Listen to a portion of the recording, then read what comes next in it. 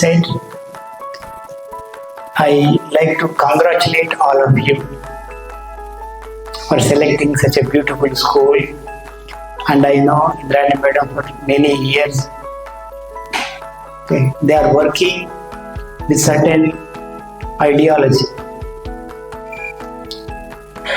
పిల్లలకి ఏదైతే కావాలి, they have to face the life.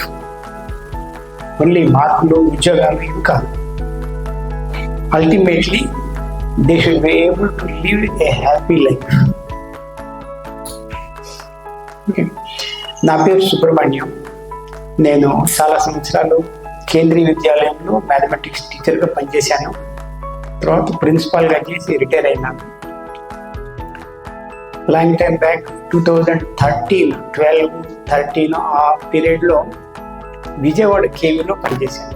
Madhura Nagar railway station ఎదురుగా ఉంటుంది కేవీ నెంబర్ 1.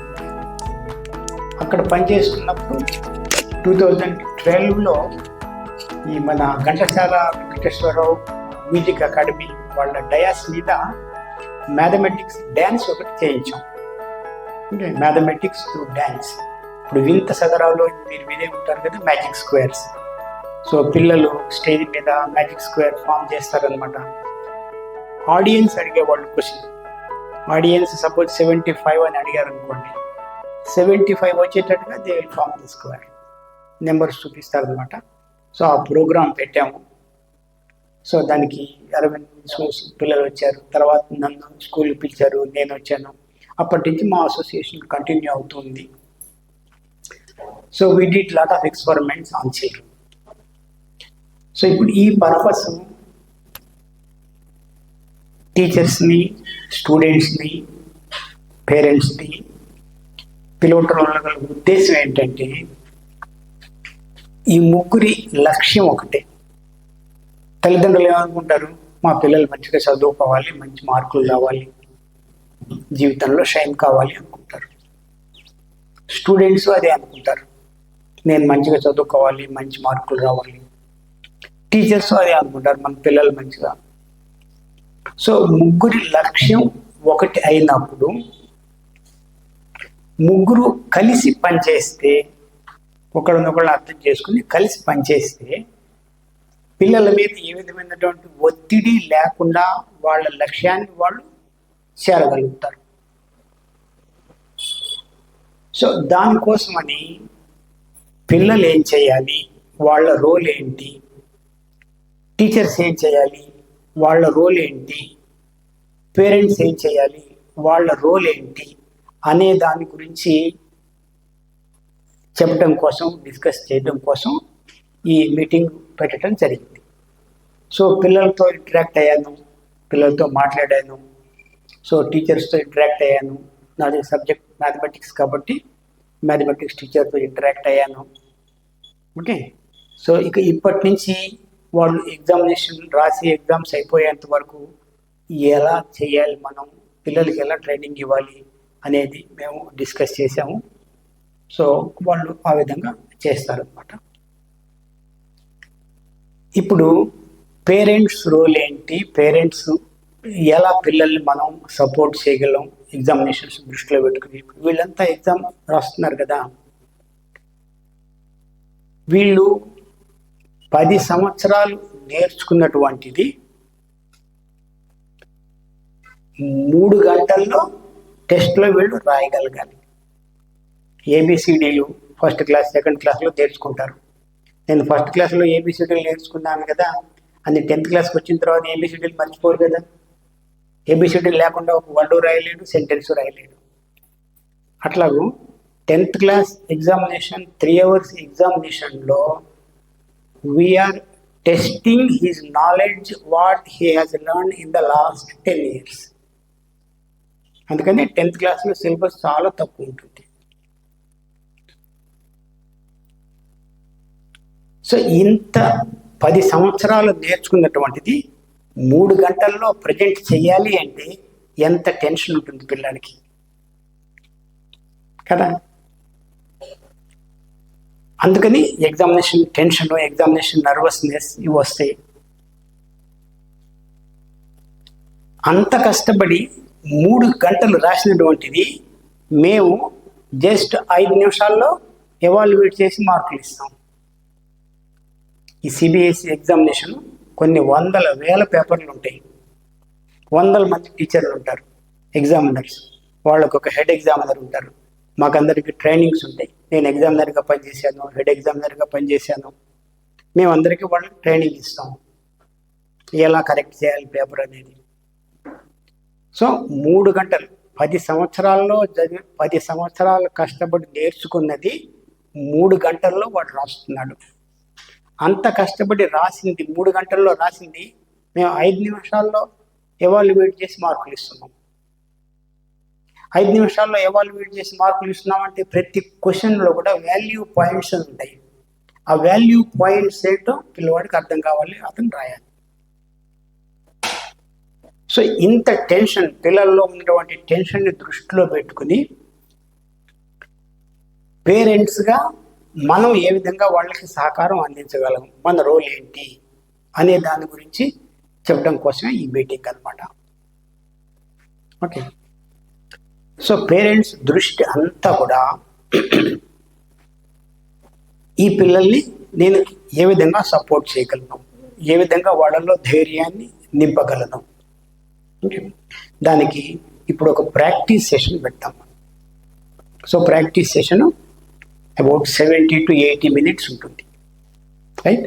ఇప్పుడు నేను ఒక ప్రశ్న మిమ్మల్ని అడుగుతాను పేరెంట్స్ని. మీ పిల్లల కోసం మీరు ఎంత సమయాన్ని ఇవ్వగలుగుతారు? ఒక రోజులో 24 గంటలు ఉంటాయి కదా. 24 గంటల్లో మీ పిల్లవాడితో మీరు ఎంత సమయం గడపగలుగుతారు? చెప్పండి, వచ్చిన పేరెంట్స్. ఏమైనా పర్వాలేదు, మీ ఇష్టం, ఎంతనే చెప్పచ్చు.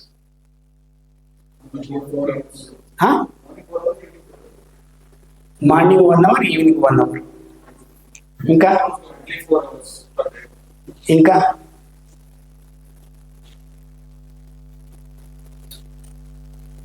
అంత కూడా అక్కర్లేదు. నేను మిమ్మల్ని అందరినీ రిక్వెస్ట్ చేసి మరీ అడుగుతున్నాను, ఎందుకంటే చాలా సంవత్సరాలు నేను ప్రిన్సిపాల్గా కూడా పనిచేశాను. Just 10 minutes, morning 10 minutes, evening 10 minutes, ఒక్క 10 నిమిషాలు మీరు ఆ పిల్లవాడి పక్కన కూర్చోగలిగితే చాలు. చేయగలుగుతారా? 10 minutes మార్నింగ్, 10 minutes ఈవినింగ్ చేస్తారా? అందరూ ఎవరు చేస్తారు చెప్పండి? Sure, all 100%.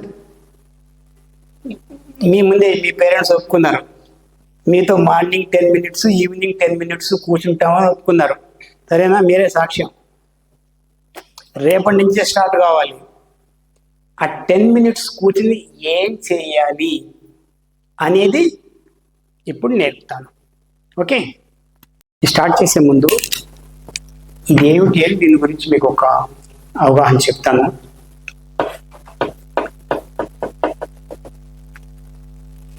ఇప్పుడు మనం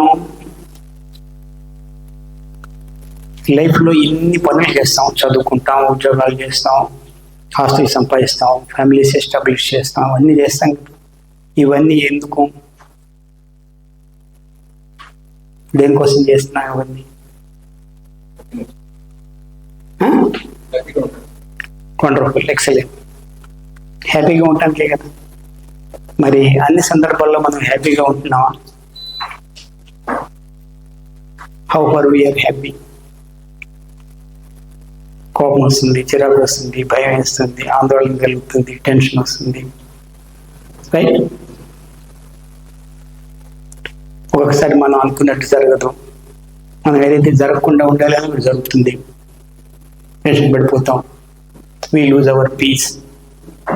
ఓకే, ఆ టైంలో how you can regain your happiness as quickly as possible.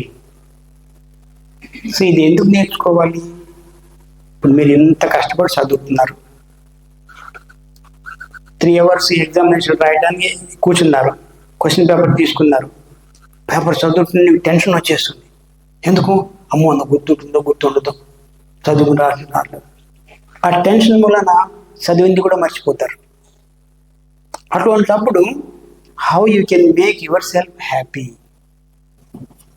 మనసు హెజిటేషన్ అయిందనుకో, టెన్షన్ పడింది అనుకో, ఎగ్జైట్మెంట్, డిసప్పాయింట్మెంట్, అప్పుడు ఏమవుతుంది, నేర్చుకున్నది కూడా మర్చిపోతారు, గుర్తురాదు. అదే ఎగ్జైట్మెంట్ లేదు, టెన్షన్ లేదు, కామ్గా ఉంది, నేర్చుకున్నవన్నీ చక్కగా గుర్తొస్తాయి, హ్యాపీగా రాయగలుగుతారు. అది ఎప్పుడు సాధ్యమవుతుంది?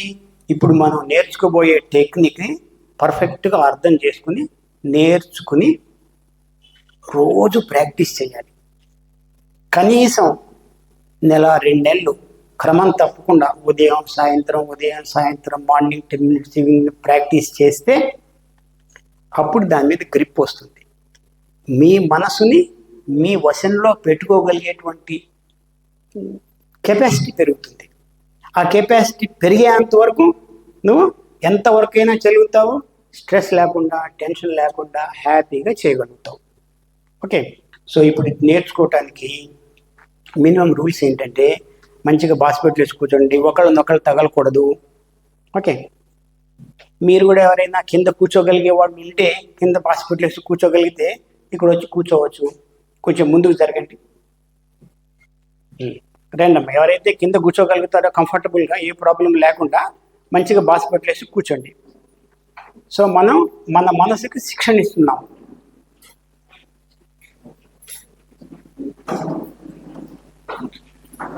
వండర్ఫుల్. I'm very happy.